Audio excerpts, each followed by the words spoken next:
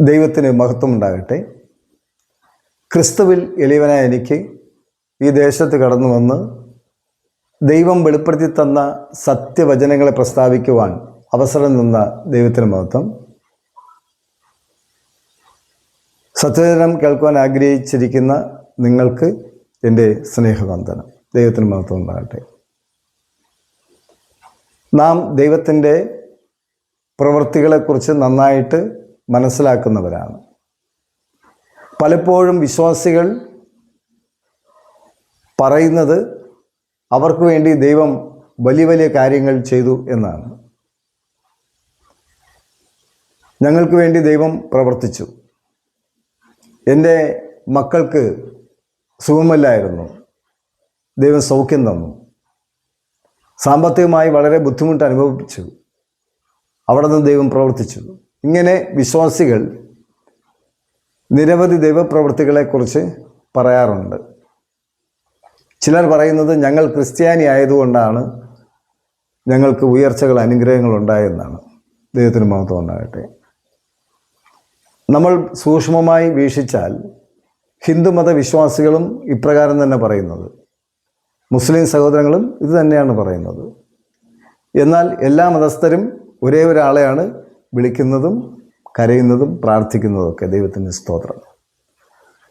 അപ്പോൾ നമ്മൾ സൂക്ഷ്മമായി പരിശോധിക്കുമ്പോൾ ദൈവം ചെയ്യുന്ന പ്രവൃത്തി തന്നെയാണ്, യാതൊരു സംശയമില്ല.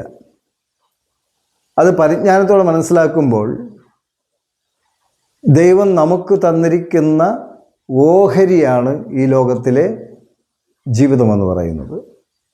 ഒരിക്കൽ ദാവീദ് മഹാകഷ്ടത്തിലും ദുരിതരായപ്പോൾ ആരും ആശ്രയിക്കാതെ ഇരുന്ന സാഹചര്യത്തിൽ ദാവീദ് ദൈവത്തോട് പ്രാർത്ഥിക്കുന്ന ഒരു പ്രാർത്ഥനയുണ്ട്. സങ്കീർത്തനം 16-5 വായിക്കാം. എന്റെ അവകാശത്തിന്റെയും പാനപാത്രത്തിന്റെയും പങ്ക് യഹോവയാകുന്നു. നീ എനിക്കുള്ള ഓഹരിയെ പരിപാലിക്കുന്നു. മറ്റൊരിടത്ത് ഇങ്ങനെ പറയുന്നുണ്ട് ദാവീദ്, ദൈവമേ എൻ്റെ ഓഹരി എനിക്ക് നൽകണമേ. സഭാപ്രസംഗി 9-ാം അധ്യായത്തിൻ്റെ 9-ാം വാക്യം വായിക്കുമ്പോൾ, സൂര്യന് കീഴെ അവൻ നിനക്ക് നൽകിയിരിക്കുന്ന മായയായുള്ള ആയുഷ്കാലത്തൊക്കെയും, സൂര്യന് കീഴെ നിനക്ക് തന്നിരിക്കുന്ന മായയായ ആയുഷ്കാലമൊക്കെയും നീ സ്നേഹിക്കുന്ന ഭാര്യയോടുകൂടെ മായയായുള്ള നിന്റെ ആയുഷ്കാലമെല്ലാം സൂക്ഷിച്ചുകൊള്ളുക. അതല്ലോ ഈ ആയുസ്സിലും സൂര്യന്റെ കീഴിൽ നീ ചെയ്യുന്ന പ്രയത്നത്തിലും നിനക്കുള്ള ഓഹരി. 5-ാം അധ്യായത്തിൻ്റെ സഭാപ്രസംഗി തന്നെ 5-18 വായിക്കാം. ഞാൻ ശുഭവും ഭംഗിയുമായി കണ്ടത്, ദൈവം ഒരുത്തന് കൊടുക്കുന്ന ആയുഷ്കാലമൊക്കെയും അവൻ തിന്നു കുടിച്ച് സൂര്യന് കീഴെ താൻ പ്രയത്നിക്കുന്ന തന്റെ സകല പ്രയത്നത്തിലും സുഖം അനുഭവിക്കുന്നത് തന്നെ. അതായത് ഒരുവന് ദൈവം കൊടുക്കുന്ന ആയുസ്സും അവൻ ഈ ഭൂമിയിൽ സന്തോഷിക്കുന്ന ആ സന്തോഷമെല്ലാം വായിക്കാം. തന്റെ സകല പ്രയത്നത്തിലും സുഖം അനുഭവിക്കുന്നത് തന്നെ, അതല്ലോ അവന്റെ ഓഹരി. ഈ ലോകത്ത് സുഖമായി ജീവിക്കുന്നതാണ് ദൈവം അവന് കൊടുക്കുന്ന ഓഹരി. നമ്മൾ സങ്കല്പിച്ച് നോക്കിയാൽ ഒരു പിതാവിന് അല്ലെങ്കിൽ ഒരു കുടുംബത്തിൽ 4 മക്കൾ ഉണ്ടെന്ന് കരുതുക. ഒരാൾ ഹിന്ദു മതം സ്വീകരിക്കുന്നു, ഒരാൾ മുസ്ലിം മതം സ്വീകരിക്കുന്നു, ഒരാൾ ക്രിസ്തീയ മതം സ്വീകരിക്കുന്നു. ഒരുവൻ ഇതിനെല്ലാം എതിർക്കുന്നൊരു യുക്തിവാദിയാകുന്നു. എങ്കിലും അപ്പൻ ഇവരെല്ലാവരും മക്കളാണ്. ഈ മക്കളുടെ ഓരോ ആവശ്യവും അപ്പനും അമ്മയും നിവർത്തിച്ചു കൊടുക്കേണ്ടതാണ്. എന്ന പോലെ ദൈവം മനുഷ്യർക്ക്, അവിടെ ഹിന്ദു എന്നോ മുസ്ലിം എന്നോ ക്രിസ്ത്യൻസോ ഒന്നും നോക്കാതെയാണ് ദൈവം എന്ത് ചെയ്യുന്നത്. ദൈവം മതം നോക്കാതെയാണ് എന്ത് ചെയ്യുന്നത്. ദൈവം മനുഷ്യർക്ക് വേണ്ടിയുള്ള ഓഹരി കൊടുക്കേണ്ടത് കൊടുക്കുന്നു എന്നാണ് അർത്ഥം വരുന്നത്. അതായത് ഈ ഭൂമിയിൽ മനുഷ്യൻ ജീവിക്കുമ്പോൾ അവൻ ആഗ്രഹിക്കുന്ന തലത്തിൽ സാഹചര്യങ്ങൾ ലഭിക്കുമ്പോൾ അവനത് പ്രാപിക്കുകയും ആ വരുമാന മാർഗങ്ങളിലൂടെ അല്ലെങ്കിൽ അവന് ലഭിക്കുന്ന സാഹചര്യത്തിലൂടെ അവൻ ഈ ഭൂമിയിൽ ജീവിക്കുന്നു എന്നാണ് അതിനർത്ഥം. അത് ദൈവത്തിൻ്റെ ഓഹരിയാണ്. സഭാപ്രസംഗി 5-ാം അധ്യായത്തിൻ്റെ 19-ാം വാക്യം വായിക്കാം. സഭാപ്രസംഗി 5-ന്റെ ദൈവം ധനവും ഐശ്വര്യവും അത് അനുഭവിച്ച് തൻ്റെ ഓഹരി ലഭിച്ച്, അവിടെ വ്യക്തമായി പറയുന്നുണ്ട്, ഒരു മനുഷ്യന് ദൈവം ഒരു ഓഹരി കൽപ്പിച്ചിട്ടുണ്ട്. ഇപ്പോൾ ഒരുവൻ വന്നിട്ട് എനിക്ക് ഇന്ത്യൻ പ്രസിഡന്റ് ആകണം എന്ന് ആഗ്രഹിച്ചാൽ നടക്കില്ല. എന്നാൽ അവൻ ദൈവം കൊടുത്തിരിക്കുന്ന അല്ലെങ്കിൽ കൊടുക്കുവാൻ പോകുന്ന ഓഹരിയിൽ അതിൽ ഉൾപ്പെട്ടിട്ടുണ്ടെങ്കിൽ അവൻ്റെ അച്ഛനും അമ്മയും അവനെ ഡോക്ടറോ അല്ലെങ്കിൽ എഞ്ചിനീയറോ ആക്കണമെന്ന് ആഗ്രഹിച്ച് പഠിപ്പിച്ചാലും ഇവൻ രാഷ്ട്രീയത്തിലേക്ക് ഇറങ്ങി എന്തു ചെയ്യും? അവനൊരു മന്ത്രിയോ MLA ഒക്കെ ആകും. അതായത് ദൈവം കൊടുക്കുന്ന ഓഹരിയാണ്. അവിടെ നമ്മൾ പ്രാർത്ഥിക്കുന്നത് കൊണ്ടോ കണ്ണീരൊഴുക്കുന്നത് കൊണ്ടോ അല്ലെങ്കിൽ നമ്മൾ എന്തെങ്കിലും പ്രവർത്തികൾ അല്ലെങ്കിൽ മുൻ ജന്മ എന്നൊക്കെ പറയുന്നുണ്ടല്ലോ, അതൊന്നുമല്ല. ഓരോ മനുഷ്യന് ദൈവം എന്ത് ചെയ്യുന്നുണ്ട്?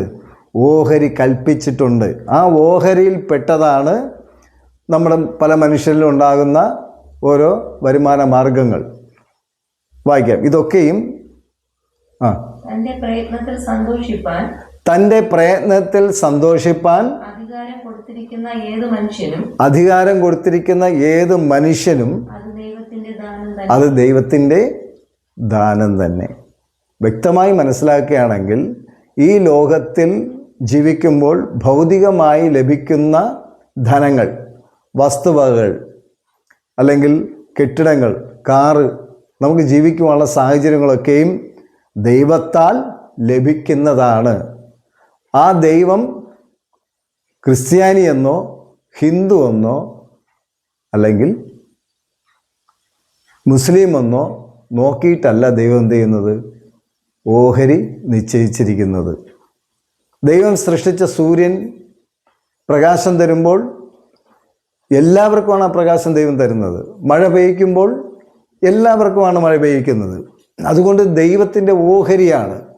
ഈ ഓഹരിയാണ് വിശ്വാസികൾ ദൈവത്തിൻ്റെ പ്രവൃത്തിയായിട്ട് എന്ത് ചെയ്യുന്നത്?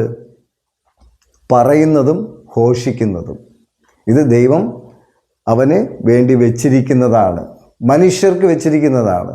പക്ഷെ പ്രാപിക്കുന്നത് വ്യത്യസ്ത രീതിയിലാണ്. ഒരു വ്യവസായി ആദ്യം കൊച്ചുനാളിലെ ആഗ്രഹിക്കുന്നതല്ല.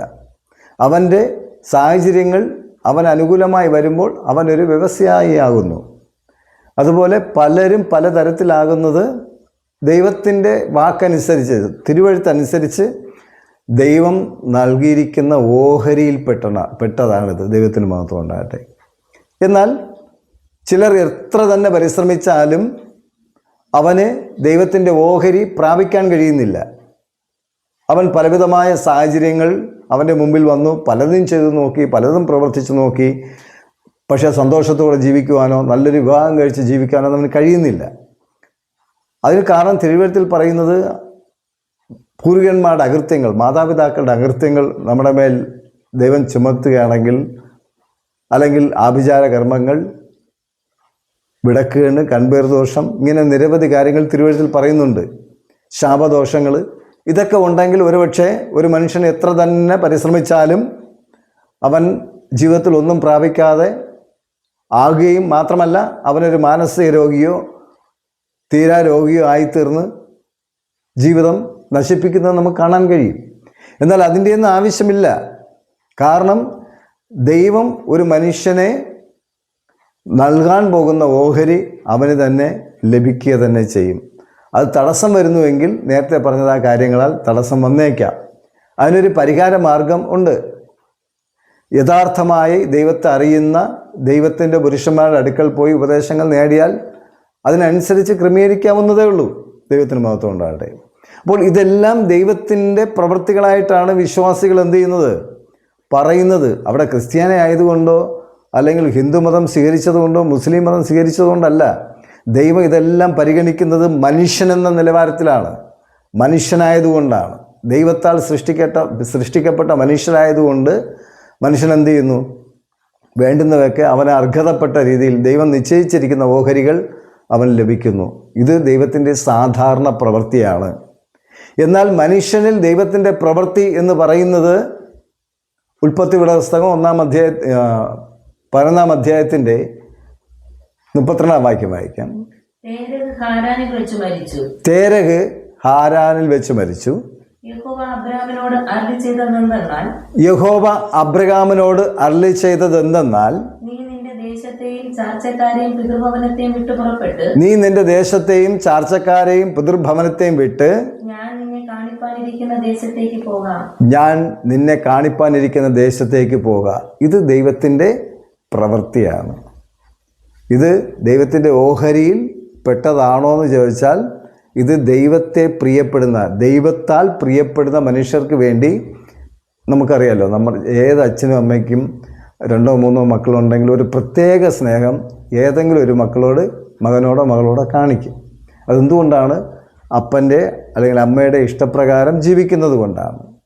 അതുപോലെ അബ്രഹാം പിതാവായ ദൈവത്തിൻ്റെ ഇഷ്ടപ്രകാരം ജീവിക്കുന്നത് കണ്ടിട്ട് ദൈവം എന്ത് ചെയ്തു? അബ്രഹാമിനെ വിളിക്കുകയും തിരഞ്ഞെടുക്കുകയും ചെയ്തു. അത് ദൈവപ്രവൃത്തിയാണ്. അത് ഈ ഓഹരിയിൽ പെട്ടതാണോ ഇല്ലയോ നിങ്ങൾ തന്നെ ചിന്തിച്ചു നോക്കിയാൽ മതി. ശരിക്കും ഓഹരിയിൽ പെട്ടതല്ല. കാരണം എന്താണ്? പ്രത്യേകമായിട്ട് ദൈവം എന്ത് ചെയ്യാണ്? ദൈവത്തിന് പ്രിയമുള്ള ഒരു മനുഷ്യനായതുകൊണ്ട് അദ്ദേഹത്തോട് ദൈവം ഇടപെടുകയാണ്. ഇവിടെ വിശ്വാസികൾ ഭൗതികമായ എന്തെങ്കിലും നേട്ടങ്ങൾ പ്രാപിക്കുമ്പോൾ അത് ദൈവപ്രവൃത്തി എന്ന് പറഞ്ഞു ഘോഷിക്കുമ്പോൾ അത് ദൈവപ്രവൃത്തി തന്നെയാണ്. എങ്കിലും അത് ദൈവം എല്ലാ മനുഷ്യർക്കും കൊടുക്കുന്ന ഓഹരിയാണത്. ഒരുവൻ വലിയ ഉയർച്ച നേടുന്നു, ഒരുവൻ അത്രയും നേടുന്നില്ല, ഒരുവൻ ഉയർച്ചയും നേടുന്നില്ല. അത് ദൈവം നൽകുന്ന അല്ലെങ്കിൽ നൽകുവാൻ പോകുന്ന ഓഹരിക്കനുസരിച്ചാണ് അത് കിട്ടുന്നത്. എന്നാൽ ഇവിടെ അബ്രഹാമിൽ ദൈവപ്രവൃത്തി എന്ത് ചെയ്യാണ്? വെളിപ്പെടുത്തുകയാണ്. ഒന്നാമത്തെ പ്രവൃത്തി എന്താണ്? ദൈവം അബ്രഹാമിനോട് സംസാരിക്കുന്നു. ഭൗതികമായി നേട്ടങ്ങൾ നേടുന്നവരോട് ദൈവം സംസാരിച്ചിട്ടുണ്ടോ? മാത്രമല്ല അബ്രഹാമിന് വാഗ്ദത്തം കൊടുക്കുകയാണ്. എന്താണ് വാഗ്ദത്തം? നീ മുഖാന്തരം സകല ജാതികൾ അനുഗ്രഹിക്കപ്പെടും, ഭൂമി അനുഗ്രഹിക്കപ്പെടും. മാത്രമല്ല നിന്നാൽ നിന്റെ സന്തതികൾ മുഴുവനും എന്തു ചെയ്യും? അനുഗ്രഹം പ്രാപിച്ച് ദൈവത്തിൻ്റെ രാജ്യത്തിലേക്ക് പ്രവേശിക്കും എന്നും കൂടെ പറയുന്നുണ്ട്. ഇതാണ് ദൈവപ്രവൃത്തി. നമ്മൾ ഓഹരി വാങ്ങുന്നത് ദൈവപ്രവൃത്തി തന്നെയാണ് എങ്കിൽ പോലും അതൊരു അസാധാരണ പ്രവൃത്തിയല്ല, അത് സാധാരണ പ്രവൃത്തിയാണ്. കാരണം മനുഷ്യരെന്ന നിലയിൽ ദൈവം നൽകുന്ന ഓഹരിയാണ്. ഇവിടെ ഇതാ അബ്രഹാമിനെ വിളിച്ച് ദൈവത്തിൻ്റെ ഇഷ്ടം അറിയിച്ചിട്ട് അബ്രഹാമിൽ ദൈവത്തിൻ്റെ ഇഷ്ടം ഭൂമിയിൽ ചെയ്തെടുക്കുന്നൊരു പ്രവൃത്തിയാണ്. അതാണ് ദൈവപ്രവൃത്തി.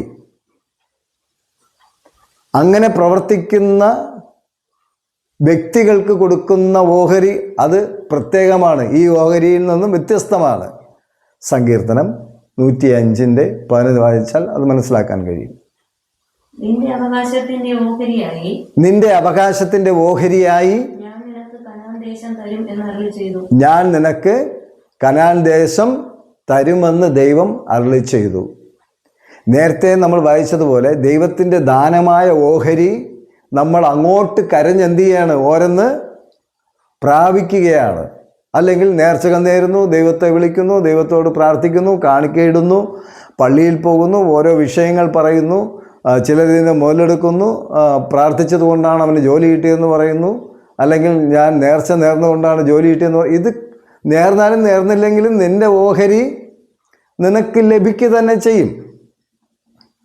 അപ്പോൾ അവൻ അതൊരു ദൈവപ്രവൃത്തിയായിട്ട് ഘോഷിക്കുമ്പോൾ ഇവിടെ ഇതാ അബ്രഹാമിനോട് പ്രവർത്തിച്ച ദൈവപ്രവൃത്തി എന്ന് ചിന്തിച്ച് നോക്കൂ. ഇവിടെ നമ്മൾ വാവിട്ട് കരഞ്ഞ് കണ്ണീരൊഴുക്കി നേർച്ചകൾ നേർന്ന് ഓരോ കാര്യങ്ങൾ നേടുമ്പോൾ ഇവിടെ അബ്രഹാമിന് ദൈവം എന്ത് ചെയ്യാണ്? നേരിട്ട് പറയുകയാണ്, ഞാൻ നിനക്കായി തരാൻ പോകുന്ന ഓഹരി എന്താണ്? കനാൻ ദേശം നിനക്ക് തരും. അത് നിനക്ക് മാത്രമല്ല, നിന്റെ സന്തതി മുഴുവനും ആ ദേശം കരസ്ഥമാക്കും എന്നാണ്. നോക്കൂ, നമ്മൾ വിശ്വാസികൾ ഭൗതികമായ നേട്ടങ്ങൾ നേടുന്നതിനെ ദൈവപ്രവൃത്തി എന്ന് ഘോഷിക്കുമ്പോൾ യഥാർത്ഥ ദൈവപ്രവൃത്തി അബ്രഹാമിൽ എന്ത് ചെയ്യാണ്? ദൈവം വ്യക്തിപരമായി ചെയ്യുകയാണ്. രണ്ടിൻ്റെ വ്യത്യാസം മനസ്സിലാക്കുക. ഈ ലോകപരമായ കാര്യങ്ങൾ നേടുന്ന വ്യക്തികൾക്ക് ആത്മീയമായൊരു ബന്ധം നഷ്ടപ്പെട്ടു പോകുന്നു എന്ന് കാണാം.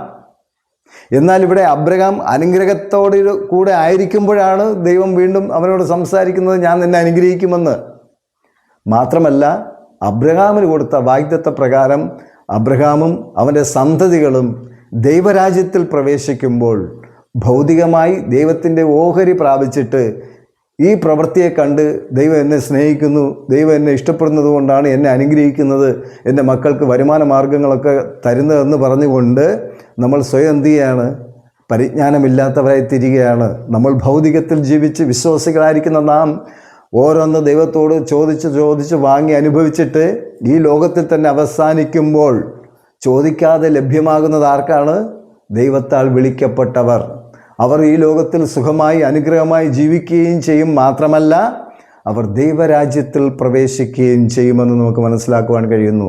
ലൂക്കോസിൻ്റെ സുവിശേഷം 13-ാം അധ്യായത്തിൻ്റെ 28-ാം വാക്യം വായിക്കുമ്പോൾ വ്യക്തമായി മനസ്സിലാക്കുവാൻ കഴിയും. ഒരിക്കൽ കൂടെ വിശ്വാസികൾ ഈ ലോകത്തിലെ സുഖസൗകര്യങ്ങൾ ദൈവത്തോട് ചോദിച്ചും കരഞ്ഞും ഉപവസിച്ചും പ്രാർത്ഥിച്ചും നേടുമ്പോൾ ദൈവത്തിന് ഇഷ്ടമുള്ള മനുഷ്യരോട് ദൈവം അങ്ങോട്ട് പറയുകയാണ്, ഞാൻ നിനക്ക് ഇന്നത് തരും, ഇന്നതെല്ലാം ചെയ്തു തരും എന്ന് പറയുകയും അവൻ ഈ ഭൂമിയിൽ സമ്പന്നനായി ജീവിക്കുകയും മാത്രമല്ല ദൈവരാജ്യത്തിൽ പ്രവേശിക്കുകയും ചെയ്യുമ്പോൾ വിശ്വാസികൾ, ഇപ്പോഴത്തെ വിശ്വാസികളായിരിക്കും നമ്മൾ എന്ത് ചെയ്യാണ്? ദൈവരാജ്യത്തിൽ നിന്നും തള്ളപ്പെടുകയാണ്. വായിക്കാം. അവിടെ അബ്രഹാമും ഇസ്ഹാക്കും യാക്കോബും സകല പ്രവാചകന്മാരും ദൈവരാജ്യത്തിൽ ഇരിക്കുന്നതും നിങ്ങളെ പുറത്ത് തള്ളിക്കളയുന്നതും നിങ്ങൾ കാണുമ്പോൾ നിങ്ങൾക്ക് കരച്ചിലും പല്ലുകടിയും ഉണ്ടാകും. വ്യത്യാസം മനസ്സിലായല്ലോ? ദൈവപ്രവൃത്തി എന്ന് പറയുന്നത് ഭൗതികമായ കാര്യങ്ങൾ നമ്മൾ പ്രാപിക്കുന്നതല്ല ദൈവപ്രവൃത്തി.